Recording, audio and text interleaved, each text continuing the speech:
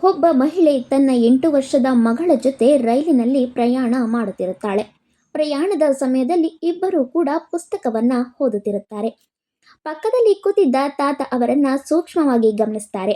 ಆಗ ಮಹಿಳೆಗೆ ಕೇಳ್ತಾರೆ, ಅಮ್ಮ, ಎಷ್ಟೋ ಮಕ್ಕಳು ಫೋನ್ ಟ್ಯಾಬ್ ಅಂತ ಅದರಲ್ಲಿ ಆಟವಾಡುವಂತಹ ಮಕ್ಕಳು, ಹಾಗೆ ಹುಟ್ಟಿದ ಕೂಸಿಗೂ ಕೂಡ ಫೋನ್ಗೆ ಆಕರ್ಷಿತರಾಗುವ ಈ ಕಾಲದಲ್ಲಿ ನಿಮ್ಮ ಮಗಳು ಪುಸ್ತಕವನ್ನ ಓದ್ತಿದ್ದಾಳೆ.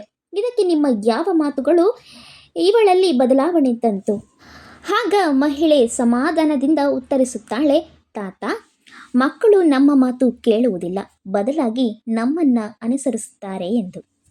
ನೀವು ಕೆಲವು ಜನ ಹೇಳೋದನ್ನ ಕೇಳಿದಿರ, ನಿಮ್ಮ ಮಗು ಸೇಮ್ ಅವರಪ್ಪ ಅವರ ಅಮ್ಮನ ಥರ ವರ್ತನೆ ಮಾಡ್ತಾರೆ ಎಂದು. ಖಂಡಿತ ಮಕ್ಕಳು ಕೂಡ ಪೋಷಕರು ಮನೆಯಲ್ಲಿ ಯಾವ ರೀತಿ ಇರ್ತಾರೆ, ಯಾವ ರೀತಿ ನಡೆದುಕೊಳ್ತಾರೆ, ಮಕ್ಕಳು ಕೂಡ ಅದೇ ರೀತಿ ವರ್ತನೆ ಮಾಡುತ್ತಾರೆ.